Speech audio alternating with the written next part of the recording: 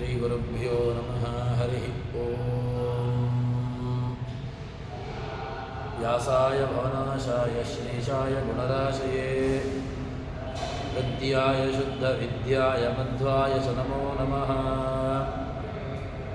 ಬುದ್ಧಿರ್ಬಲಂ ಶೋಧೈರ್ಯಂ ನಿರ್ಭಯತ್ವಂ ಅರೋಗತಾ ಅಜಾಡ್ಯಂ ವಾಕ್ಪಟುತ್ವಂಚ ಹನುಮತ್ಸ್ಮರಣಾತ್ ಭವೇತ್. ಭವತಿ ದುರ್ಭಾವಾದೇಡನು ಕೋಪಿ ವಾಗ್ಮಿ ಜಡಪತಿರಪಿ ಜಂತುರ್ಜಾಯತೆ ಪ್ರಾಜ್ಞಮೂಲಿಃ. ಸಕಲವಚನಚೇತೋ ದೇವತಾ ಭಾರತೀ ಸಾ ಮಮ ವಚಸಿ ಧತ್ತಾಂ ಸನ್ನಿಧಿಂ ಮಾನಸೇ ಚ. ತಪೋ ವಿದ್ಯಾವಿರಕ್ತ್ಯ ಸದ್ಗುಣೋಘಾಕರಾನಹಂ ವಾದಿರಾಜಗುರೋನ್ ವಂದೇ ಹಯಗ್ರೀವಪದಾಶ್ರಯಾನ್. ಮಿಥ್ಯಾ ಸಿದ್ಧಾಂತ ದುರ್ಧ್ವಾಂತ ವಿಧ್ವಂಸನ ವಿಚಕ್ಷಣಃ ಜಯತೀರ್ಥಾಖ್ಯತರಣಿಃ ಭಾಸತಾಂ ನೋರ್ದಂಬರೆ. ಅರ್ಥಿಕಲ್ಪಿತಕಲ್ಪೋऽಯಂ ಪ್ರತ್ಯರ್ಥಿಗಜಕೇಸರಿ ವ್ಯಾಸತೀರ್ಥಗುರುರ್ಭೂಯಾತ್ ಅಸ್ಮದಿಷ್ಟಾರ್ಥಸಿದ್ಧಯೇ. ದುರ್ವಾದಿಧ್ವಾಂತರವೇ ವೈಷ್ಣವೀಂ ದೀವರೇಂದವೇ ಶ್ರೀರಾಘವೇಂದ್ರ ಗುರವೇ ನಮೋತ್ಯಂತದಯಾಲವೇ. ಬ್ರಹ್ಮಚರ್ಯ ಹರಿಪ್ರೀತಿ ಸುವಿದ್ಯಾವಾದಶಾಲಿನಃ ಇಷ್ಟದಾನ್ ಕಷ್ಟಹರ್ತೃನ್ನಃ ವಿದ್ಯಾಮಾನ್ಯಾನ್ ಮುನೀನ್ ನುಮಃ. ಶ್ರೀಗುರುಭ್ಯೋ ನಮಃ. ಹರಿ ಓಂ. ಒಂದು ಪಕ್ಷದಲ್ಲಿ ಎಷ್ಟು ಶ್ವಾಸೋಚ್ಛ್ವಾಸಗಳನ್ನು ಚೇತನ ರಾಶಿಗಳಲ್ಲಿದ್ದುಕೊಂಡು ಪ್ರಾಣದೇವರು ಮಾಡಿಸ್ತಾರೆ. ಅಂತಹ ಪ್ರಾಣನ ಅದೇ ರೀತಿಯಾಗಿ ಭಗವಂತನ ನಮ್ಮ ಮೇಲಿನ ಕಾರುಣ್ಯದ ವಿಚಾರವನ್ನು ಹೇಳುತ್ತಾರೆ. ಘೋರ ಸಂಸಾರ ತಾಪಗಳ ಪಾರಾವಾರ ದಾಟಿಸಿ ಸಜ್ಜನರ ಪರಿವಾರ ಪಾಲಿಪ. ನಾವು ಅವನನ್ನು ಆರಾಧನೆ ಮಾಡಿದೆವು, ಚಿಂತನೆ ಮಾಡಿದೆವು ಅಂತಾದರೆ ಆವಾಗ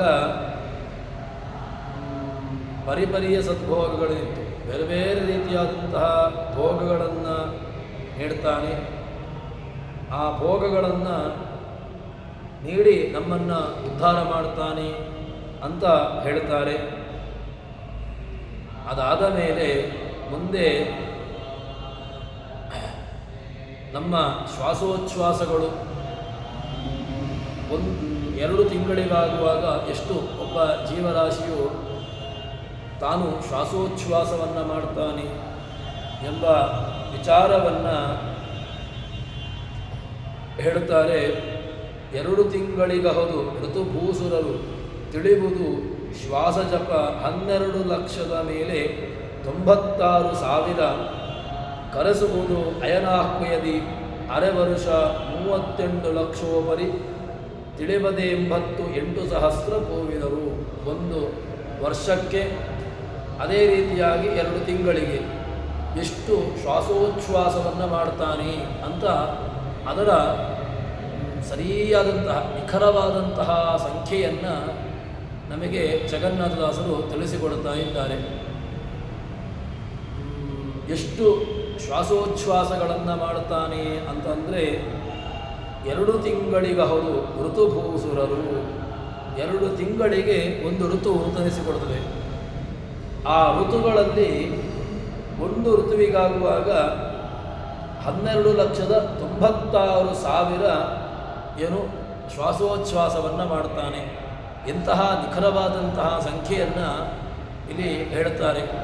ಒಬ್ಬ ಆರೋಗ್ಯನಾದಂತಹ ವ್ಯಕ್ತಿ ಜೀವರಾಶಿ ಅವನು 1 ಋತುವಿನಲ್ಲಿ 12,96,000 ಶ್ವಾಸೋಚ್ಛ್ವಾಸಗಳನ್ನು ಮಾಡ್ತಾನೆ ಅಂತ ಇಷ್ಟು ನಿಖರವಾದಂತಹ ಸಂಖ್ಯೆ. ಭಗವಂತ ಪ್ರಾಣದೇವರು ಇಷ್ಟು ಶ್ವಾಸೋಚ್ಛ್ವಾಸಗಳನ್ನು ಮಾಡಿಸುತ್ತಾರೆ ಅಂತ ಹೇಳುತ್ತಾರೆ. ಅದಾದ ಮೇಲೆ 1 ಅಯನದಲ್ಲಿ ಅದರ ಸಂಖ್ಯೆಯನ್ನು ಹೇಳುತ್ತಾರೆ 38,88,000 ಶ್ವಾಸ ಜಪಗಳು. ಅದನ್ನೇ ಅಯನಾಹ್ವಯದಿ ಒಂದು ಅಯನದಲ್ಲಿ ಅರ್ಧ ವರ್ಷವನ್ನು ಇಟ್ಟುಕೊಂಡಾಗ ಅದರಲ್ಲಿ 38,88,000 ಅಂದರೆ 38 ಲಕ್ಷ ಉಪರಿ 88,000. ಇದು ಒಬ್ಬ ಜೀವರಾಶಿ ತಾನು ಎಷ್ಟು ಶ್ವಾಸೋಚ್ಛ್ವಾಸಗಳನ್ನು ಮಾಡ್ತಾನೆ ಎಂಬಂತಹ ಸಂಖ್ಯೆ. ಇದನ್ನು ಸರಿಯಾದಂತಹ ಇಷ್ಟು ನಿಖರವಾದಂತಹ ಸಂಖ್ಯೆಯನ್ನು ತಿಳಿಸಿಕೊಡುವ ಮೂಲಕವಾಗಿ ಪ್ರಾಣದೇವರು ನಮಗೆ ಅತ್ಯಂತ ಅಧಿಕವಾದಂತಹ ಉಪಕಾರವನ್ನು ಮಾಡ್ತಾ ಇದ್ದಾರೆ ಎಂಬುದಾಗಿ ಹೇಳ್ತಾರೆ. ಈ ಮಾಸವೊಂದಕ್ಕೆ ಪ್ರತಿ ದಿವಸದಲ್ಲಿ ಶ್ವಾಸಗಳು ರಾಹವಷ್ಟಜತ್ವಾರಿಂಶಧಿಕ ಸಹಸ್ರಾರು ಲಕ್ಷ ಸಂಖ್ಯೆಯಲ್ಲಿ ಅಂತ 48,000 ಏನು ಶ್ವಾಸೋಚ್ಛ್ವಾಸಗಳನ್ನು ಮಾಡ್ತಾನೆ ಅಂತ ಹೇಳಿದ್ದಾರೆ.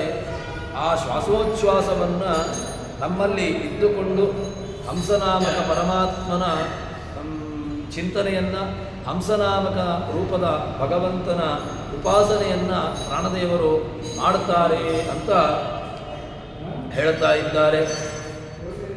ಅದಾದ ಮೇಲೆ ವರ್ಷದ ಸಂಖ್ಯೆಯನ್ನು ಕೊಡ್ತಾ ಇದ್ದಾರೆ. ಒಂದು ವರ್ಷಕ್ಕಾಗುವಾಗ ಎಷ್ಟು ಅವನು ಶ್ವಾಸೋಚ್ಛ್ವಾಸವನ್ನು ಮಾಡ್ತಾನೆ ಅಂತ ಅದರ ಸಂಖ್ಯೆಯನ್ನು ಕೊಡ್ತಾ ಇದ್ದಾರೆ. ಎಷ್ಟು ಅಂತ ಕೇಳಿದ್ರೆ, ವರುಷಕ್ಕಿದರಮ್ಮಡಿ ಜಪಂಗಳ ಗುರುವರಿಯ ತಾ ಮಾಡಿಸಿ ದುರಿತಗಳ ಪರಿಹರಿಸುವನು ಚಿಂತಿಸುವ ಸಜ್ಜನರ ಸುರವಿರೋಧಿಗಳೊಳಗೆ ನೆಲೆಸಿದ್ದರ ವಿದೂರ ತಮೋಧಿಕಾರಿಗಳವರಿತು ಸೋಹಮುಪಾಸ್ಮನೆ ಮಾಡ್ಪರವರೊಡನೆ. ಇದು ಅಹಂ ಅಂತ, ಅಹೇಯತ್ವಾತ್ ಅಹಂ, ಅಹಂಸ ಸೋಹಂ ಸ್ವಾಹ. ಏನು ಹಂಸನಾಮಕ ಪರಮಾತ್ಮನ ಜಪ ಉಪಾಸನೆ, ಆ ಮಂತ್ರ ಹೀಗಿರ್ತದೆ, ಹಂಸಃ ಸೋಹಂ ಸ್ವಹ ಅಂತ. ಅಂತಹ ಹಂಸನಾಮಕ ಪರಮಾತ್ಮನ ಉಪಾಸನೆ, ಹಂಸನಾಮಕ ಪರಮಾತ್ಮನ ಚಿಂತನೆಯನ್ನು ಪ್ರಾಣದೇವರು ಯಾವ ರೀತಿಯಾಗಿ ನಡೆಸ್ತಾರೆ ಅಂತಂದರೆ, ಒಂದು ವರ್ಷಕ್ಕಾಗುವಾಗ ಅದನ್ನು ಹೇಳ್ತಾರೆ. ಎಷ್ಟು ಹಿಂದಿನ ಅರ್ಧವನ್ನು ಹೇಳಿದರು, 38,88,000 ಶ್ವಾಸಜಪಗಳು ಅಂತ. ಅದರಲ್ಲಿ ಹೇಳ್ತಾರೆ, ಅದರ 2 ಪಟ್ಟು ಎಷ್ಟಾಗ್ತದೆ ಅಂತ ಕೇಳಿದ್ರೆ 77,76,000 ಜಪಗಳನ್ನು ಮಾಡ್ತಾರೆ. ಇದು ನಿಖರವಾದಂತಹ ಸಂಖ್ಯೆ.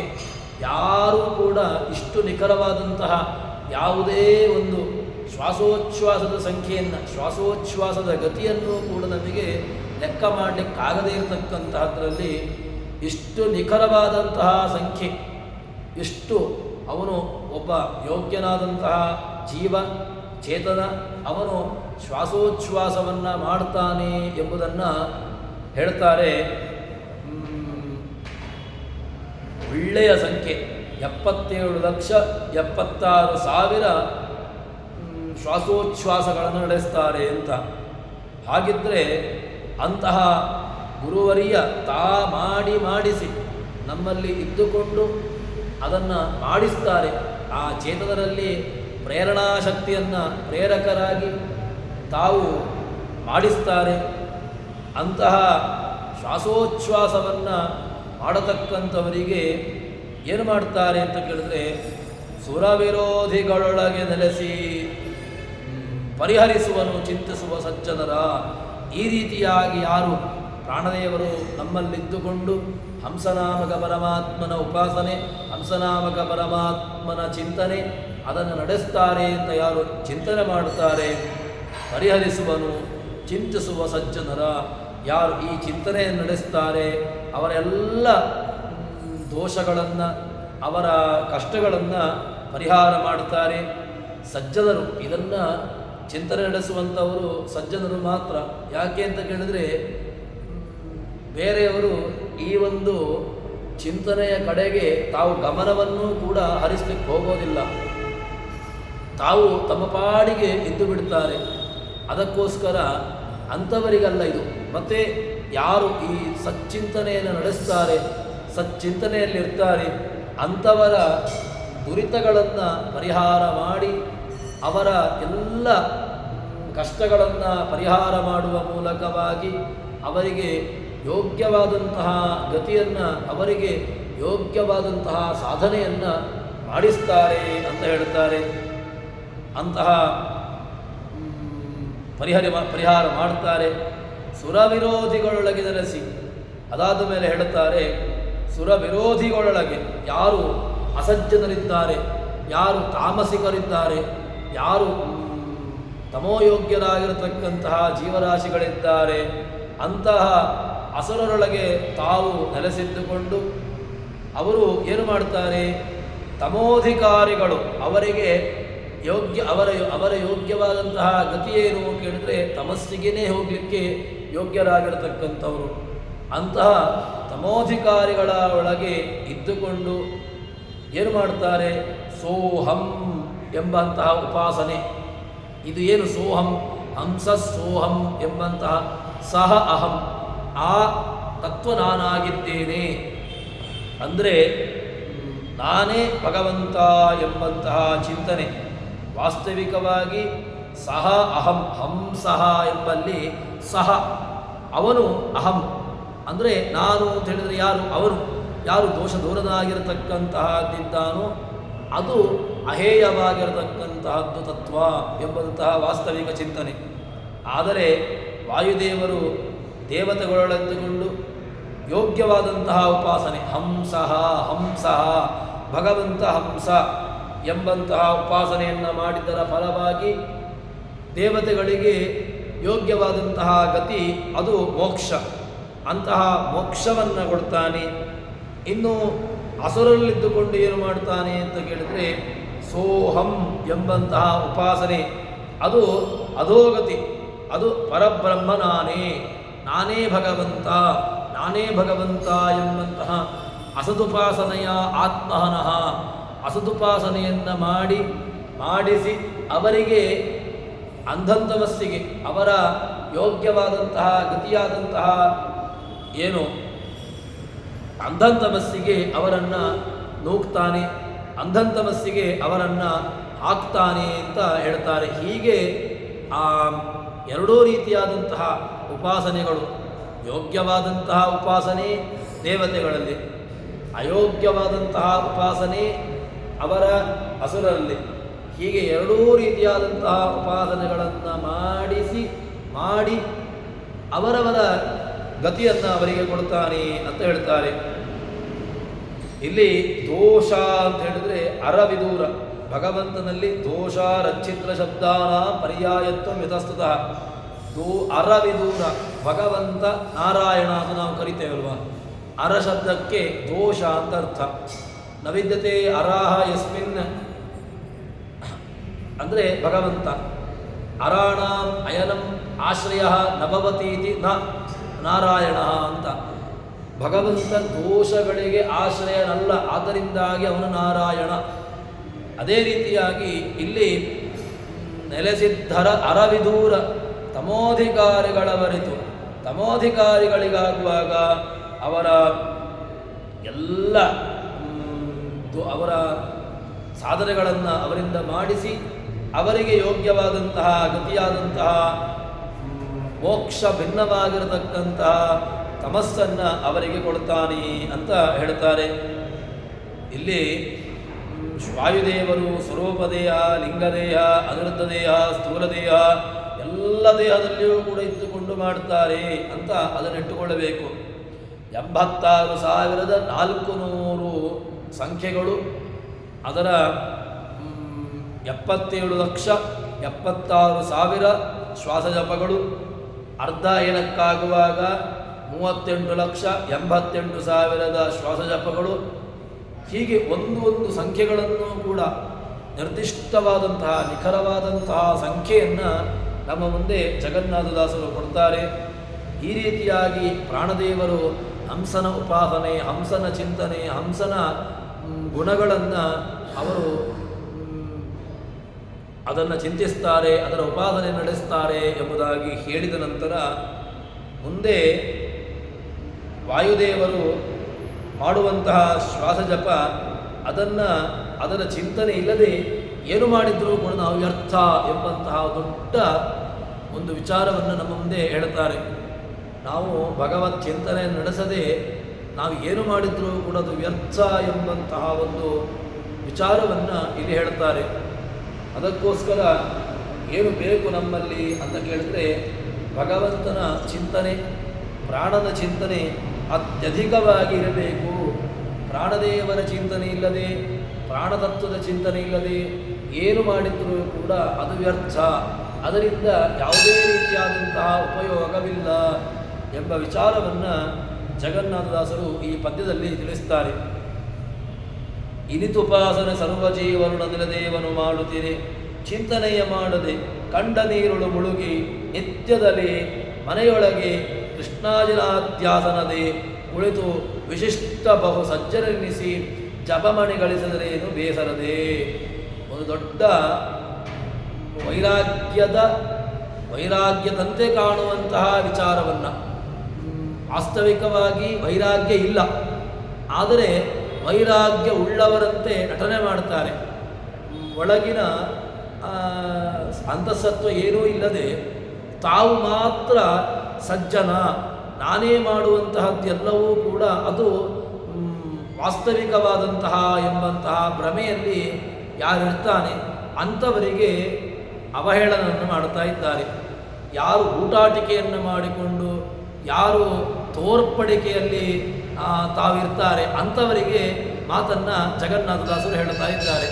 ಏನು ಅಂತ ಕೇಳಿದ್ರೆ, ವಾಸ್ತವಿಕವಾಗಿ ಒಳಗಡೆ ಟೊಳ್ಳು ಏನೂ ಇಲ್ಲ, ಆದರೆ ತೋರ್ಪಡಿಕೆಗೆ ಮಾತ್ರ ಏನೂ ಕಮ್ಮಿ ಇಲ್ಲ. ಆ ರೀತಿಯಾಗಿ ಯಾರಿರ್ತಾರೆ ಅಂಥವರ ನಿಂದನೆಯನ್ನು ಜಗನ್ನಾಥದಾಸರು ಮಾಡ್ತಾ ಇದ್ದಾರೆ. ಏನು ಅಂತ ಕೇಳಿದ್ರೆ, ಇನಿತು ಉಪಾಸನೆ ನಮ್ಮಲ್ಲಿ ಶಾಸ್ತ್ರದ ಚಿಂತನೆಯೂ ಇಲ್ಲ, ಅದರ ಹಿನ್ನೆಲೆಯೂ ಇಲ್ಲ. ಆದರೆ ತಾನು ಮಾಡುವಂತಹದ್ದು ತಾನು ಮಾಡಿದ್ದೇ ಸರಿ ಎಂಬಂತಹ ಒಂದು ಆ ಮನಸ್ಥಿತಿಯಲ್ಲಿ ಯಾರಿರ್ತಾನೆ ಅಂಥವರಿಗೆ ಜಗನ್ನಾಥದಾಸರು, ಬೇರೆಯವರು ಯಾರು ಹೇಳ್ತಾರೋ ಇಲ್ವೋ ಗೊತ್ತಿಲ್ಲ, ಆದರೆ ಜಗನ್ನಾಥದಾಸರು ಮಾತ್ರ ಇದನ್ನು ನಿಷ್ಠುರವಾಗಿ ಖಂಡನೆ ಮಾಡ್ತಾರೆ. ಹೇಗೆ ಅಂತ ಕೇಳಿದ್ರೆ, ಇನಿತುಪಾಸನೆ ಸರ್ವಜೀವರುಳು ಅನಿಲ ದೇವನು ಮಾಡುತ್ತೀರಿ. ಎಲ್ಲ ಉಪಾಸನೆಗಳನ್ನು ಮಾಡುವುದು ವಾಸ್ತವಿಕವಾಗಿ ಅನಿಲ ದೇವ, ವಾಯುದೇವರು. ಆದರೆ ವಾಯುದೇವರ ಮಹತ್ವ, ವಾಯುದೇವರ ಚಿಂತನೆ, ವಾಯುದೇವರ ಏನು ಒಂದು ವಿಶಿಷ್ಟವಾದಂತಹ ವ್ಯಕ್ತಿತ್ವ, ಅದನ್ನು ಚಿಂತನೆ ಮಾಡುವುದಿಲ್ಲ. ಅದಕ್ಕೋಸ್ಕರ ಏನಾಗಿರ್ತಾನೆ ಅಂಥವನು ಏನಾಗಿರ್ತಾನೆ, ಮಾಡುತ್ತೀರಿ ಚಿಂತನೆಯ ಮಾಡದೆ, ಏನೂ ಚಿಂತನೆಯನ್ನು ಮಾಡದೆ, ಮತ್ತು ಕಂಡ ನೀರೊಳು ಮುಳುಗಿ, ಸಿಕ್ಕ ನೀರಲ್ಲಿ ಮುಳುಗುವಂತಹದ್ದು. ಅಂದರೆ ತೀರ್ಥಕ್ಷೇತ್ರ ಯಾತ್ರೆಯನ್ನು ಮಾಡ್ತಾ ಇರ್ತಾನೆ. ಕಾಶಿಗೂ ಹೋಗ್ತಾನೆ, ಬದರಿಗೂ ಹೋಗ್ತಾನೆ, ಗಯಕ್ಕೂ ಹೋಗ್ತಾನೆ, ಸಿಕ್ಕ ಕಡೆಗೂ ಕೂಡ ಹೋಗ್ತಾ ಇರ್ತಾನೆ, ಅಯೋಧ್ಯ, ಮಥುರಾ ಎಲ್ಲ ಕಡೆಗಳಿಗೂ ಹೋಗ್ತಾನೆ. ಆದರೆ ಒಳಗಡೆ ಏನೂ ಇಲ್ಲ. ಏನಾಗ್ತಾ ಇದೆ, ಯಾರು ಮಾಡ್ತಾ ಇದ್ದಾರೆ, ಯಾರು ಈ ರೀತಿಯಾದಂತಹ ಒಂದು ನಮ್ಮಲ್ಲಿ ಚಿಂತನೆಗಳನ್ನು ನಡೆಸ್ತಾ ಇದ್ದಾರೆ, ಏನನ್ನ ಎಲ್ಲ ವ್ಯಕ್ತಿತ್ವಗಳನ್ನು ಚಿಂತನೆ ಮಾಡದೆ ಸಿಕ್ಕ ನೀರಲ್ಲಿ ಸಿಕ್ಕ ಯಾತ್ರೆಗಳನ್ನು ಮಾಡಿದರೆ ಏನೂ ಕೂಡ ಅದರಿಂದ ಪ್ರಯೋಜನ ಇಲ್ಲ. ನಿತ್ಯದಲ್ಲಿ ಮನೆಯೊಳಗೆ ಮತ್ತು ಎಲ್ಲ ಮನೆಯೊಳಗೆ ಕೂತುಕೊಂಡು ಮಾತ್ರ ಕೃಷ್ಣಾಜಿನ ಹಾಕಿಕೊಳ್ತಾನೆ. ಬೇಕಾಗಿರತಕ್ಕಂತಹ ಎಲ್ಲ ದೀಪವನ್ನು ಹಚ್ಚಿಕೊಳ್ತಾನೆ. ಮೊದಷ್ಟು ಆಡಂಬರಕ್ಕೆ ಏನೆಲ್ಲ ಬೇಕು ಆ ಎಲ್ಲದನ್ನೂ ಮಾಡಿಕೊಡ್ತಾನೆ. ಆದರೆ ಒಳಗೆ ಮಾತ್ರ ಏನೂ ಇಲ್ಲ. ಆ ರೀತಿಯಾಗಿ ಏನಿದ್ರೆ ಆಸನದ ಕುಳಿತು ವಿಶಿಷ್ಟ ಬಹು ಸಜ್ಜನೆನಿಸಿ, ಆದರೆ ಹೊರಗಡೆ ಬೋರ್ಡ್ ಏನು ಕೇಳಿದ್ರೆ, ನಾನು ಸಜ್ಜನ, ನಾನು ದೊಡ್ಡವ, ನಾನು ಮಾತ್ರ ಎಲ್ಲವನ್ನು ತಿಳ್ಕೊಂಡವ, ನನಗೇ ಎಲ್ಲವೂ ಗೊತ್ತಿರೋದು ಎಂಬಂತಹ ಸಜ್ಜನ ಎಂಬಂತಹ ಬೋರ್ಡ್, ಒಳಗಡೆ ಮಾತ್ರ ಬೋರ್ಡನ್ನು ಹಾಕಿಕೊಂಡು ಕೂತ್ಕೊಂಡಿರ್ತಾನೆ. ಆದರೆ ಅದು ಯಾವತ್ತೂ ಕೂಡ ಪ್ರಯೋಜನಕ್ಕೆ ಆಗೋದಿಲ್ಲ. ಅದು ಒಂದು ಸಲಕ್ಕೆ ಅವನು ಎಷ್ಟು ಬೇಕಾದರೂ ಮೀರಿಬಹುದು. ಅವನು ನಾನು ತುಂಬ ದೊಡ್ಡವ ಅಂತ ಹೇಳಿಕೊಂಡು ಒಂದು ಸಲಕ್ಕೆ ಅವನಿಗೆ ಎಲ್ಲ ಕಡೆಗಳಲ್ಲೂ ಕೂಡ ಪುರಸ್ಕಾರ ಸಿಗಬಹುದು. ಆದರೆ ವಾಸ್ತವಿಕವಾಗಿರತಕ್ಕಂತಹ ಪುರಸ್ಕಾರ ಇದು ಎಲ್ಲೂ ಕೂಡ ಸಿಗ್ಲಿಕ್ಕೆ ಸಾಧ್ಯವೇ ಇಲ್ಲ. ಅದನ್ನೇ ಜಗನ್ನಾಥದಾಸರು ಖಂಡನೆ ಮಾಡ್ತಾರೆ. ಮನೆಯೊಳಗೆ ಕೃಷ್ಣಾಜನಾಧ್ಯಾಸನದಿ ಕೃಷ್ಣಾಜಿನ ಹಾಕಿಕೊಂಡು ಸಿಕ್ಕ ಆಸನಾದಿಗಳನ್ನು ಹಾಕಿಕೊಂಡು ಏನು ಆಸನ ಹಾಕಿಕೊಂಡರೂ ಕೂಡ ಈ ಪ್ರಯೋಜನಕ್ಕೆ ಬರೋದಿಲ್ಲ. ಬಹು ಸಜ್ಜನಿಸಿ ಜಪಮಣಿ ತಿರುಗ್ತಾನೆ ಇರ್ತದೆ. ನಿದ್ದೆ ಮಾಡ್ತಾ ಇರ್ತಾನೆ, ಜಪಮಣಿ ತಿರುಗ್ತಾನೆ ಇರ್ತದೆ. ಅದು ಯಾಕೆ ಅಂತ ಕೇಳಿದ್ರೆ ಅದು ಕೈಯಲ್ಲಿ ತಿರುಗ್ತಾ ಇರಬೇಕು. ಆ ತಿರುಗಿದ್ರೆ ಮಾತ್ರ ಅದಕ್ಕೊಂದು ಭೂಷಣ ಅಂತ. ಆ ರೀತಿಯಾಗಿದ್ದರೆ ಇದು ಕೂಟಾಟಿಕೆಯ ಒಂದು ವ್ಯವಸ್ಥೆ.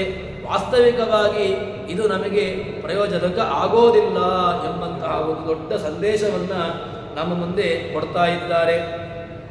ಸಾಧನೆ ಮಾಡಬೇಕು ಅಂತ ಆಸೆಯೂ ಇಲ್ಲ, ಸಾಧನೆ ಮಾಡಬೇಕು ಅಂತ ಇಚ್ಛೆಯೂ ಇಲ್ಲ, ಎರಡೂ ಕೂಡ ಇಲ್ಲದೆ ಅವನೇನು ಮಾಡಿದ್ದಾನೆ, ಮಹಾಸಜ್ಜನ, ನಾನು ಸತ್ಪುರುಷ, ನಾನೇ ಎಲ್ಲವನ್ನೂ ತಿಳ್ಕೊಂಡವನು, ಸತ್ಪುರುಷ ಅಂತ ಹೇಳಿಕೊಂಡು ಬೋರ್ಡ್ ಹಾಕಿಕೊಂಡಿರ್ತಾರಲ್ವ, ಅಂಥವರಿಗೆ ಏನೂ ಕೂಡ ಯಾವತ್ತೊಂದು ಈ ವ್ಯವಸ್ಥೆ ಸಜ್ಜನರಿಗೆ ಅವರಿಗೂ ಗೊತ್ತಿದೆ, ಜಗನ್ನಾಥದಾಸರಿಗೂ ಗೊತ್ತಿದೆ. ಇದು ಸಜ್ಜನರು ಮಾತ್ರ ಇದನ್ನು ತಿಳಿಸಿಕೊಳ್ತಾರೆ. ಅಸಜ್ಜನರು ಅವರು ಏನು ಹೇಳಿಕೊಂಡರೂ ಕೂಡ ಅವರು ನನಗೆ ಹೇಳಿದ್ದಲ್ಲ ಅಂತ ತಿಳ್ಕೊಂಡಿರ್ತಾರೆ. ಇದು ಅವರಿಗೆ ಹೇಳಿದ್ದು ಅಂತ ಎಂಬುದನ್ನು ತಿಳ್ಕೊಂಡು ತಾನೆ ಇದು ಗೊತ್ತಾಗೋದು. ಇದು ನನಗೆ ಹೇಳಿದ್ದಲ್ಲ ಎಂಬುದಾಗಿ ಅವರು ಇರ್ತಾರಲ್ವ, ಅಂಥವರಿಗೆ ಇದು ಏನೂ ಕೂಡ ಯಾವ ಮಾತುಗಳು ನಾಟೋದಿಲ್ಲ. ಇದು ಏನು ವೈದ್ಯರು ಕೊಡುವಂತಹ ಮದ್ದು ಅದರ ಮೇಲೆ ನಂಬಿಕೆ ಇರಬೇಕು. ವೈದ್ಯರು ಕೊಡುವಂತಹ ಮದ್ದಿನಲ್ಲಿ ನಂಬಿಕೆ ಇಲ್ಲದೆ ಇದು ಅವರು ಏನೋ ಕೊಡ್ತಾ ಇದ್ದಾರೆ ವೈದ್ಯರು ಅಂತ ಹೇಳಿಕೊಂಡು ಆ ರೀತಿಯಾದಂತಹ ಮನಸ್ಥಿತಿಯಲ್ಲಿ ವೈದ್ಯವನ್ನು ಅವನು ಮದ್ದನ್ನು ತಗೊಂಡ್ರೆ ಅದು ಪ್ರಯೋಜನಕ್ಕೆ ಆಗೋದೇ ಇಲ್ಲ. ಅವನಿಗೆ ಯಾವ ಕಾಯಿಲೆಗಳು ಕೂಡ ಅವನಿಗೆ ಹೋಗೋದೇ ಇಲ್ಲ. ಆದ್ದರಿಂದ ಮಾನಸಿಕವಾದಂತಹ ಕಾಯಿಲೆ ಹೋಗಬೇಕು ಅಂತಾದರೆ ನಾನು ನನಗೆ ಹೇಳಿದ್ದು ಎಂಬುದನ್ನು ಮೊದಲಿಗೆ ಅರ್ಥ ಮಾಡಿಕೊಳ್ಳಬೇಕು. ನನಗೆ ಅಲ್ಲವೇ ಅಲ್ವಾ, ಇದೆಲ್ಲವೂ ಕೂಡ ಯಾರಿಗೋ ಹೇಳ್ತಾ ಇರೋದು, ಇದು ನನಗೆ ಸಂಬಂಧಪಟ್ಟದ್ದೇ ಅಲ್ಲ ಅಂತ ಹೇಳಿಕೊಂಡು ಕಿವಿಯನ್ನು ಏನು ತನಗೆ ಅಂಟಿಸಿಕೊಳ್ಳದೆ ಯಾರಿರ್ತಾನೆ ಅವನಿಗೆ ಈ ಯಾವ ಮಾತುಗಳು ಕೂಡ ನಾಟೋದಿಲ್ಲ, ಅವನಿಗೆ ಈ ಯಾವ ಮಾತುಗಳು ಕೂಡ ಅನ್ವಯಿಸೋದಿಲ್ಲ ಎಂಬುದಾಗಿ ಜಗನ್ನಾಥದಾಸರು ನಮ್ಮ ಮುಂದೆ ಈ ಮಾತನ್ನು ತೆರೆದಿಡುತ್ತಾ ಇದ್ದಾರೆ. ಜಪಮಣಿಗಳನ್ನು ಮಹಾಸತ್ಪುರುಷ ಅಂತ ಹೇಳಿಕೊಂಡು ಜಪಮಣಿ ತಿರುಗಿಸ್ತಾ ಇದ್ದರೆ ನಾನು ಸಜ್ಜನ, ಒಳಗಡೆ ಏನೂ ಇಲ್ಲ, ತಾನು ಮಾತ್ರ ಬೂಟಾಟಿಕೆಯಲ್ಲಿ ಜಪಮಣಿಗಳನ್ನು ತಿರುಗಿಸ್ತಾನೆ, ಏನೇನೋ ಮಾಡ್ತಾ ಇರ್ತಾನೆ, ಅದು ಯಾವನಕ್ಕೂ ಉಪಯೋಗವಿಲ್ಲ ಎಂಬುದನ್ನು ಹೇಳ್ತಾರೆ. ಅದಕ್ಕೋಸ್ಕರ ನಮ್ಮ ಏನೋ ಒಂದು ಚಿಂತನೆ ಅದು ಯಾವ ಥರ ಇರಬೇಕು, ಯಾವುದಕ್ಕೆ ಸರಿಯಾಗಿರಬೇಕು, ಯಾವ ರೀತಿಯಾಗಿ ನಮ್ಮ ಮನಸ್ಥಿತಿಯನ್ನು ನಾವು ಇಟ್ಟುಕೊಳ್ಳಬೇಕು ಅಂತಂದರೆ ಹೇಳ್ತಾರೆ, ವಾಯುದೇವರು ಶ್ವಾಸವನ್ನು ಜಪ ಮಾಡ್ತಾ ಇದ್ದಾರೆ. ಎಲ್ಲ ರೀತಿಯಾದಂತಹ ಶ್ವಾಸ ಜಪಗಳನ್ನು ಮಾಡಿಸುವಂತಹದ್ದು ವಾಯುದೇವರು. ಸರ್ವಜೀವರೊಳಗಿದ್ದುಕೊಂಡು ಸಾಧನೆಯನ್ನು ಮಾಡಿಸುವಂಥವರು ವಾಯುದೇವರು ಎಲ್ಲ ರೀತಿಯಾದಂತಹ ಸಾಧನೆಗಳನ್ನು ಮಾಡಿಸ್ತಾ ಇದ್ದಾರೆ. ಸ್ನಾನ ಜಪ, ಆದರೆ ಹೊರಗಡೆ ಮಾತ್ರ ಸ್ನಾನ ಜಪ ಇತ್ಯಾದಿಗಳನ್ನು ಮಾಡ್ತಾ ಇರ್ತಾನೆ. ಒಳಗಡೆ ಟೊಳ್ಳು, ಈ ಟೊಳ್ಳು ಅದು ಯಾವುದಕ್ಕೂ ಪ್ರಯೋಜನ ಇಲ್ಲ. ಅದಕ್ಕೋಸ್ಕರ ತನ್ನ ಮನಸ್ಥಿತಿಯನ್ನು ತಾನು ಸರಿ ಮಾಡಿಸಿಕೊಳ್ಳಬೇಕು.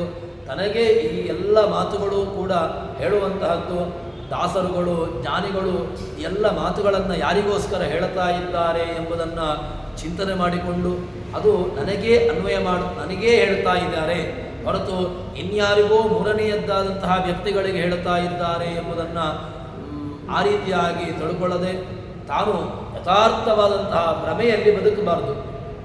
ನನಗೆ ಇದು ಯಾವುದು ಕೂಡ ಅಲ್ವಾ, ಯಾರಿಗೋ ಹೇಳ್ತಾ ಇದ್ದಾರೆ ಎಂಬಂತಹ ಭ್ರಮೆಯಲ್ಲಿ ಉಳ್ಳವನಿಗೆ ಯಾವುದೂ ಕೂಡ ನಾಟುವುದಿಲ್ಲ.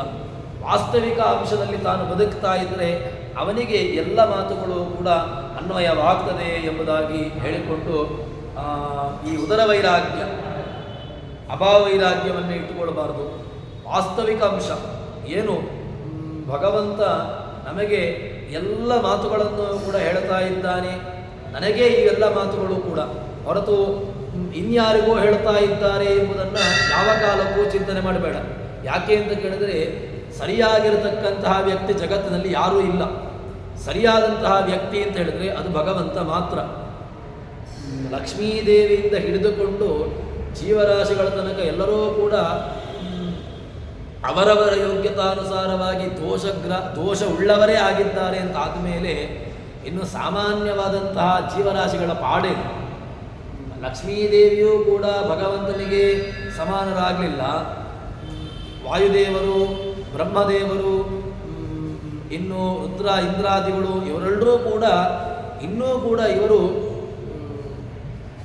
ಕಿಂಚಿನ್ಯೂನಾದಿವ ಇನ್ನೂ ನ್ಯೂನತೆಯಲ್ಲಿಯೇ ಉಳ್ಳವರು ಅಂತಾದ ಮೇಲೆ, ಅವರ ಯೋಗ್ಯತೆ ಅಷ್ಟು ಅಂತಾದ ಮೇಲೆ ಭಗವಂತನ ನಮ್ಮಂತಹ ಮನುಷ್ಯರ ಪಾಡಿ, ಮನುಷ್ಯರ ಅವಸ್ಥೆ ಅದು ಯಾವ ಲೆಕ್ಕಕ್ಕೂ ಕೂಡ ಇಲ್ಲವೇ ಇಲ್ಲ. ಆದ್ದರಿಂದ ಈ ಎಲ್ಲ ಚಿಂತನೆಗಳನ್ನು, ಎಲ್ಲ ವಾಸ್ತವಿಕವಾದಂತಹ ಅಂಶಗಳನ್ನು ಅವನು ಅರಿತುಕೊಳ್ಳಬೇಕು. ಅರಿತುಕೊಂಡು ಅದರ ಯಥಾರ್ಥವಾದಂತಹ ಚಿಂತನೆಯನ್ನು ನಡೆಸ್ತಾ ತಾನು ವಾಯುದೇವರ ಮಹತ್ವ, ವಾಯುದೇವರ ಒಂದು ದೊಡ್ಡದಾಗಿರತಕ್ಕಂತಹ ಚಿಂತನೆಯನ್ನು ನಮ್ಮ ಮುಂದೆ ಜಗನ್ನಾಥದಾಸರು ಕೊಡ್ತಾ ಇದ್ದಾರೆ. ಅದಕ್ಕೋಸ್ಕರ ಅದನ್ನು ಚಿಂತನೆ ಮಾಡಿ ತಾನು ತನ್ನ ಯೋಗ್ಯವಾದಂತಹ ಗತಿ, ಯಾವಾಗ ಮೋಕ್ಷವನ್ನು ಕೊಡ್ತಾನೋ ಗೊತ್ತಿಲ್ಲ ಭಗವಂತ. ಆದರೆ ವಾಯುದೇವರ ವಾಯುಸ್ಥಿತರಜ್ಞೆಯ ಅಂತ ಒಂದು ಮಾತನ್ನು ಹೇಳ್ತಾರೆ. ವಾಯುದೇವರಿಗೂ ಕೂಡ ಮೋಕ್ಷವನ್ನು ಕೊಡುವಂತಹ ಸಾಮರ್ಥ್ಯ ಇದೆ ಅಂತ. ಮೋಕ್ಷಮಿಚ್ಛೆ ಜನಾರ್ದನ, ಮೋಕ್ಷ ಬೇಕು ಅಂತಾದರೆ ಜನಾರ್ದನ ರೂಪಿಯಾದಂತಹ ಭಗವಂತನನ್ನು ಉಪಾಸನೆ ಮಾಡಬೇಕು ಅಂತ. ಆದರೆ ವಾಯುದೇವರು ಕೂಡ ಮೋಕ್ಷವನ್ನು ಕೊಡ್ತಾರಂತೆ. ಯಾವಾಗ ಕೊಡ್ತಾರೆ ಅಂತ ಕೇಳಿದರೆ ಭಗವಂತನ ಆಜ್ಞೆಗೆ ಸರಿಯಾಗಿ ಅವರು ಮೋಕ್ಷವನ್ನು ಕೊಡುತ್ತಾರೆ ಅಂತ. ಅದರಿಂದ ಇಂತಹ ಮಹತ್ವವುಳ್ಳಂತಹ ಉಸಿರಾಟದ ದೇವತೆ ಏನು ನಾವು ದೈನಂದಿನ ಆರಂಭದ ಯಾವಾಗ ನಾವು ಹುಟ್ಟಿದ್ದೇವೆ ಅಲ್ಲಿಂದ ಯಾವಾಗ ನಮ್ಮದು ಕೊನೆ ಅಂತ ಗೊತ್ತಿಲ್ಲ, ಅಲ್ಲಿಯ ತನಕ ಒಂದೂ ದಿವಸನೂ ಕೂಡ ಬಿಡದೆ ನಿರಂತರವಾಗಿ ರಾತ್ರಿ ಹಗಲು ಅಂತ ಹೇಳಿಕೊಂಡು ಎಲ್ಲ ಇಂದ್ರಿಯಗಳು ಕೂಡ ಅದು ತನ್ನ ಕಾರ್ಯವನ್ನು ನಿಲ್ಲಿಸುವಂತಹದ್ದಿದೆ. ಕಣ್ಣು ನಾವು ಮಲಗಿದಾಗ ಪೂರ್ತಿಯಾಗಿ ನಮ್ಮ ಈ ದೇಹದ ಪ್ರಜ್ಞೆಯನ್ನು ಕಳೆದುಕೊಂಡಾಗ ನಮಗೆ ಕಣ್ಣು ಕಾಣೋದಿಲ್ಲ, ಕಿವಿ ಕೇಳೋದಿಲ್ಲ. ರಾತ್ರಿ ಏನಾದರೂ ಮಾತಾಡಿದ್ದು ಅಂತಾದರೆ ಕಿವಿಗೂ ಕೂಡ ಕೇಳೋದಿಲ್ಲ. ಏನಾದರೂ ಕೂಡ ಸ್ಪರ್ಶ ಆಯಿತು ಅಂತಾದರೆ ಅದು ಕೂಡ ಗೊತ್ತಾಗೋದಿಲ್ಲ. ಹಾಗಿದ್ದರೆ ಯಾರು ಇದ್ದದ್ರಿಂದಾಗಿ ಎಲ್ಲ ಗೊತ್ತಾಗುವಂತಹದ್ದು ಅಂತ ಕೇಳಿದ್ರೆ ಅದಕ್ಕೆ ಪ್ರಾಣದೇವರು ಬೇಕು. ಪ್ರಾಣದೇವರು ಬೇಕು, ವಾಯುದೇವರು ಇವರಿದ್ದಾಗ ನಮಗೆ ಎಲ್ಲ ಅನುಭವಗಳು ಕೂಡ ಬರಲಿಕ್ಕೆ ಸಾಧ್ಯ. ಅದಕ್ಕೋಸ್ಕರ ಇಂತಹ ಉಸಿರಾಟದ ದೇವತೆಯಾದಂತಹ ಭಗವಂತನ ಉಸಿರಾಟದ ಶಕ್ತಿ ನಾವು ಏನು ಆರಂಭದಿಂದ ಹುಟ್ಟಿದಾಗಿನಿಂದ ಕೊನೆಯ ಕಾಲ ತನಕ ನಾವು ಉಸಿರಾಟವನ್ನು ಮಾಡ್ತಾ ಇದ್ದೇವೆ. ಉಸಿರಿನ ಅಧಿದೇವತೆಯಾದಂತಹ ಭಗವಂತನ ಪ್ರಾಣದೇವನ ಸಾಮರ್ಥ್ಯವನ್ನು ತಿಳಿದುಕೊಳ್ಳಬೇಕು ಅಂತ ಹೇಳಿಕೊಂಡು ಮುಂದೆ ಒಂದು ಮಾತನ್ನು ಹೇಳ್ತಾರೆ. ಏನು ಅಂತ ಕೇಳಿದ್ರೆ ಎಲ್ಲ ಅನ್ನ ನೀರು ಇತ್ಯಾದಿಗಳ ಅದಾದ ಮೇಲೆ ಅದರ ಅಭಿಮಾನಿ ದೇವತೆಗಳ ಲಯ ಅದರ ವಿಚಾರವನ್ನು ಹೇಳ್ತಾರೆ. ಓದನದೋದಕವೆರಡು ತೇಜದೊಳೆಯುವುದು ಲಯ ತದಭಿಮಾನಿಗಳಾದ ಶಿವಭವನರು ರಮಾಧೀನತ್ವ ವೈದುರರು ಈ ದಿವಿಜರೊಡಗೂಡಿ ಶ್ರೀ ಮಧುಸೂದನನ ಐದುವಡು ಎಂದರಿದಾರದ ಅನ್ನೋದಕವ ಕೊಡುತಡುತ್ತಾ ಸುಖಿಸುತ್ತಿರು. ಭಗವಂತನ ಪ್ರಾಣನ ಸಾಮರ್ಥ್ಯ ಅಸ್ಯಾಸ್ಮಿನ್ ವಿಲಯೋ ಭಾವಿ ದೇವಂ ವಿಜ್ಞಾನಮಾಹುತಿ ಸತತ್ಕಾಲ ವಿಲಯಸ್ತೇವನ್ಯೋ ಸಸ್ಯ ದರ್ಶನಾತ್. ಇದರ ಲಯದ ಚಿಂತನೆಯನ್ನು ಹೇಳ್ತಾರೆ. ಯಾವ ರೀತಿಯಾಗಿರತಕ್ಕಂತಹ ಲಯ? ಅನ್ನ ನೀರು, ಓದನ ಉದಕವೆರಡು. ಓದನ ಅಂದರೆ ಅನ್ನ, ಈ ಅನ್ನ ಅದೇ ರೀತಿಯಾಗಿ ನೀರು, ಈ ಎರಡೂ ಕೂಡ ಲಯ ಹೊಂದವಂತೆ. ಎಲ್ಲಿ ಹೊಂತವೆ ಅಂತ ಕೇಳಿದ್ರೆ ಅದರ ಅಭಿಮಾನಿಗಳಾಗಿರತಕ್ಕಂತಹ ಶಿವ, ರುದ್ರದೇವರು, ವಾಯುದೇವರು ಇವರು ಮಹಾಲಕ್ಷ್ಮಿಯ ಸಾಮೀಪ್ಯವನ್ನು ಹೊಂತಾರೆ, ಮಹಾಲಕ್ಷ್ಮಿಯ ಜೊತೆಗೆ ಲಯವನ್ನು ಹೊಂತಾರೆ ಅಂತ ಹೇಳ್ತಾರೆ. ಅದನ್ನೇ ಅನ್ನ ನೀರು ಎರಡು ತೇಜಸ್ಸಿನೊಳಗೆ ಲಯ ಹೊಂದುವವು. ಎಲ್ಲಿ? ಅಭಿಮಾನಿಗಳಾಗಿರತಕ್ಕಂತಹ ಶಿವ ವಾಯುದೇವರು ಮಹಾಲಕ್ಷ್ಮಿಯ ಲಯ ತದಭಿಮಾನಿಗಳಾದ ಶಿವಭವನರು ರಮಾಧೀನತ್ವ, ಅವರು ರಮೆಯ ಅಧೀನವಾಗ್ತಾರೆ, ರಮೆಯ ಅಧೀನವಾಗಿ ತಾವಿರ್ತಾರೆ ಅಂತ ಹೇಳ್ತಾರೆ. ಆದ್ದರಿಂದ ರಮೆಯ ಸಾಮೀಪ್ಯವನ್ನು ಹೊಂದುವಂಥವರು ಆಗ್ತಾರೆ.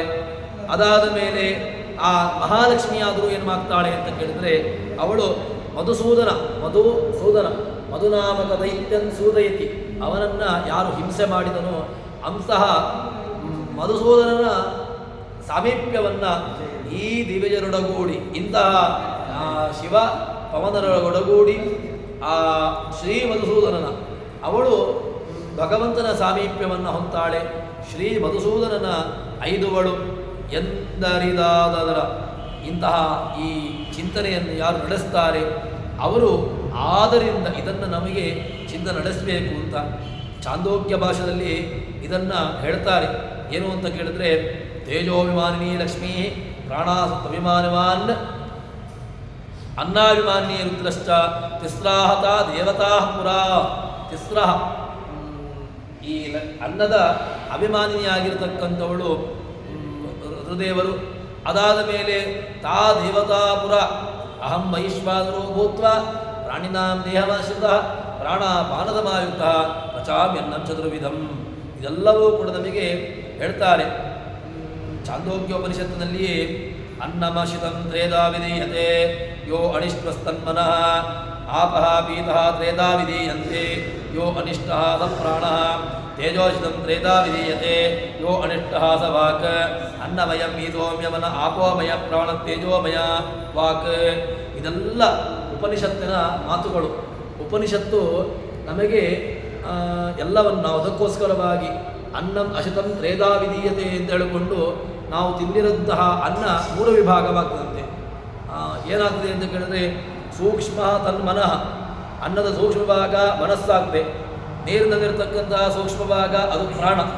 ಅನ್ನ ಪ್ರಾಣ ಇದೋ ಅಭಿಮಾನಿಯಾಗಿರ್ತಕ್ಕಂತಹ ರುದ್ರದೇವರು, ಪ್ರಾಣಾಭಿಮಾನಿಯಾಗಿರ್ತಕ್ಕಂತಹ ವಾಯುದೇವರು, ಇವರು ವಾಗಭಿಮಾನಿ ದೇವತೆಯಾಗಿರ್ತಕ್ಕಂತಹ ಲಕ್ಷ್ಮೀದೇವಿಯ ಜೊತೆಗೆ ಇವರು ಸೇರಿಕೊಳ್ತಾರೆ ಎಂಬಂತಹ ಒಂದು ವಾಸ್ತವಿಕ ಅಂಶವನ್ನು ಏನು ಚಾಂದೋಗ್ಯೋಪನಿಷತ್ತು ನಮಗೆ ಹೇಳಿದೆ, ಆ ವಿಚಾರವನ್ನು ಇಲ್ಲಿ ಹೇಳಿದಾಗಾಯಿತು. ಅದಕ್ಕೋಸ್ಕರ ನಾವು ಆಹಾರಾದಿಗಳನ್ನು ಸ್ವೀಕಾರ ಮಾಡುವಾಗ ಆಹಾರಾದಿಗಳಲ್ಲಿ ತುಂಬ ಜಾಗ್ರತೆ ಬೇಕು ಅಂತ ಹೇಳ್ತಾರೆ. ಯಾಕೆ ಅಂತ ಕೇಳಿದ್ರೆ, ಏನೇನನ್ನೋ ಸಿಕ್ಕದ್ದನ್ನು ತಿಂದುಕೊಂಡು ಹೋದರೆ ಅದು ಏನಾಗ್ತದೆ ಅಂತ ಕೇಳಿದ್ರೆ, ತಿಂದಂತಹ ಅನ್ನ ಅದು ಸೂಕ್ಷ್ಮವಾಗಿರ್ತಕ್ಕಂತಹ ಮನಸ್ಸು ಸರಿಯಾಗಿರಬೇಕು. ನಮಗೆ ನಾವು ಮುಖ್ಯವಾಗಿ ಹೇಳ್ತೇವೆ ಮನಸ್ಸು ಸರಿಯಿಲ್ಲ ಅಂತ. ಮನಸ್ಸು ಸರಿಯಿಲ್ಲ ಯಾಕೆ? ಅನ್ನ ಸರಿ ತಿನ್ನಬೇಕು. ಅನ್ನ ಸರಿ ತಿನ್ನಬೇಕು ಅಂತ ಹೇಳಿದರೆ, ಸ್ವೀಕಾರ ಮಾಡುವಂತಹ ಅನ್ನ ಹೊಟ್ಟೆಗೆ ಏನು ತಿಂತಾನೋ ಅದು ಸರಿಯಾಗಿರಬೇಕು. ಏನೇನನ್ನೋ ಸಿಕ್ಕನ್ನೋ ಡಸ್ಟ್ಬಿನ್ ಥರ ಈ ಹೊರಗಿನ ಲೌಕಿಕವಾಗಿರತಕ್ಕಂತಹ ಕಸದ ತೊಟ್ಟಿಯೂ ಬೇರೆ ಅಲ್ಲ, ನಮ್ಮ ಹೊಟ್ಟೆ ಬೇರೆ ಅಲ್ಲ. ನಾವೇನು ಮಾಡ್ತೇವೆ ಅಂತ ಕೇಳಿದ್ರೆ, ಕಸದ ತೊಟ್ಟಿಗಾದರೂ ಕೂಡ ಅದಕ್ಕೆ ವಿಭಾಗ ಮಾಡಿ ಹಾಕ್ತೇವೆ. ಆದರೆ ನಮ್ಮ ಹೊಟ್ಟೆಗೆ ಹಾಗಲ್ಲ. ಸಿಕ್ಕದನ್ನು ಸಿಕ್ಕ ಹೊತ್ತಿಗೆ, ಬೆಳಿಗ್ಗೆಯಿಂದ ಆದರೆ ಬೆಳಿಗ್ಗೆ, ರಾತ್ರಿಯಿಂದ ಆದರೆ ರಾತ್ರಿ, ಮಧ್ಯಾಹ್ನ ಅಂದರೆ ಮಧ್ಯಾಹ್ನ, ಅದಕ್ಕೆ ಕಾಲ ಅಂತ ಇಲ್ಲ, ಗೊತ್ತು ಅಂತ ಇಲ್ಲ. ಗೊತ್ತು ನಿಗದಿ ಇಲ್ಲದೆ ಸ್ವೀಕಾರ ಮಾಡುವಂತಹ ಒಂದು ವ್ಯವಸ್ಥೆ ಎಂದರೆ ಹೊಟ್ಟೆ. ಅದನ್ನು ಸರಿ, ಅದೊಂದು ಮಾತು. ಅದಾದ ಮೇಲೆ ಅದಕ್ಕೆ ಯಾವುದನ್ನು ಹೇಗೆ ಕೊಡಬೇಕು ಅದೂ ಇಲ್ಲ. ಯಾವುದ್ಯಾವುದೋ ವ್ಯವಸ್ಥೆಯನ್ನು ಕೊಟ್ಟು ಬಿಡ್ತೇವೆ. ಅದರಿಂದ ಏನಾಗ್ತದೆ ಅಂತ ಕೇಳಿದ್ರೆ, ಎಲ್ಲ ಅವ್ಯವಸ್ಥೆಗಳಿಗೆ ಕಾರಣವೇ ನಾವು ತಿನ್ನುವಂತಹ ಅನ್ನ, ಏನನ್ನು ಕುಡಿತೇವೆ. ಇದೇ ನಮಗೆ ಮನಸ್ಸಾಗಿಯೋ ಅಥವಾ ಇನ್ನಿತರ ಏನೋ ಒಂದು ವ್ಯವಸ್ಥೆಗಳಾಗಿ ಅದು ಪರಿಣಾಮ ಹೊಂದುವಂತಹದ್ದು. ಅದಕ್ಕೋಸ್ಕರ ತಾನು ತಿನ್ನುವಂತಹ ಆಹಾರಾದಿಗಳು ಅದು ತುಂಬ ಜಾಗೃತೆಯಲ್ಲಿರಬೇಕು ಅಂತ. ಅದಕ್ಕೋಸ್ಕರ ಏನು ಸ್ವೀಕಾರ ಮಾಡುವಾಗಲೂ ಕೂಡ ಅದನ್ನು ಜಾಗೃತೆಯಿಂದ ಸ್ವೀಕಾರ ಮಾಡಬೇಕು. ಹೊಟ್ಟೆ ಕೊಟ್ಟಿದ್ದಾನೆ ಅಂತ ಹೇಳಿಕೊಂಡು ಕಸದ ತೊಟ್ಟಿಯ ಥರ ಲೌಕಿಕವಾಗಿ ನಾವು ಇಲ್ಲಿಯ ಮಹಾನಗರಗಳಲ್ಲಿ ಅದನ್ನು ನಾವು ನೋಡ್ಬೋದು. ಏನು ಅಂತ ಕೇಳಿದ್ರೆ, ಅವ್ರು ಹೇಳ್ತಾರಲ್ವ, ಹಸಿ ಕಸವನ್ನು ಬೇರೆ ಹಾಕಿ ಒಣ ಕಸವನ್ನು ಬೇರೆ ಹಾಕಿ ಅಂತ. ನಮ್ಮಲ್ಲಿ ಅದು ವ್ಯವಸ್ಥೆ ಇಲ್ಲ. ಏನು ಹೊಟ್ಟೆಗೆ ಬೇಕಾದಷ್ಟು ಉಂಟು ಅಂತ ಹೇಳಿಕೊಂಡು ಹಾಕಿಕೊಂಡು ಬಿಡ್ತೇವೆ. ಅದು ಮತ್ತೆ ಏನಾಗ್ತದೆ ಅಂತ ಕೇಳಿದರೆ, ಮನಸ್ಸು ಸರಿಯಿಲ್ಲ, ಹೊಟ್ಟೆ ಸರಿಯಿಲ್ಲ, ಈ ರೀತಿಯಾಗಿರ್ತಕ್ಕಂಥ ಒಂದಷ್ಟು ದೋಷಗಳಿಗೆ ಅದು ಕಾರಣವಾಗ್ತದೆ. ಅದಕ್ಕೋಸ್ಕರ ತುಂಬ ಜಾಗೃತಿಯಾಗಿರಬೇಕು ಅಂತ ಉಪನಿಷತ್ತು ಹೇಳ್ತದಲ್ವ. ಅನ್ನ ಅಶತಂ ತ್ರೈಧಾ ವಿಧೀಯತೆ ಅಂತ. ತಿಂದಿರುವಂತಹ ಅನ್ನ 3 ವಿಭಾಗವಾಗ್ತದೆ ಅಂತ. ಆ ಸೂಕ್ಷ್ಮವಾಗಿರತಕ್ಕಂತಹ ಮನಸ್ಸಾಗ್ತದೆ, ಅದರಲ್ಲಿ ಮತ್ತೆ ರಕ್ತವಾಗ್ತದೆ, ಅದರಲ್ಲಿ ಮತ್ತೆ ಮಾಂಸವಾಗ್ತದೆ. ಇನ್ನೂ ಏನು ಕನಿಷ್ಠವಾಗಿರತಕ್ಕಂತಹ ಭಾಗ ಅದು ಮಲಮೂತ್ರವಾಗಿ ಹೋಗ್ತದೆ ಅಂತ ಹೇಳಿಕೊಂಡು ಹೇಳ್ತಾರೆ. ಇನ್ನು ಕುಡಿಯುವಂತಹ ನೀರು ಕೂಡ ಅದು ಕೂಡ ಪ್ರಾಣವಾಗ್ತದೆ, ರಕ್ತವಾಗ್ತದೆ, ಅದರಲ್ಲಿ ಮತ್ತೆ ಮಲಮೂತ್ರವಾಗಿ ಅದು ಹೊರಗೆ ಹೋಗ್ತದೆ ಅಂತ ಹೇಳ್ತಾರೆ. ತೇಜ, ಆ ತೇಜಸ್ಸು ಕೂಡ ಅದು ಮಾತು, ತೇಜಸ್ಸು ಅದು ಮಾತು, ಒಳ್ಳೆಯ ಮಾತು.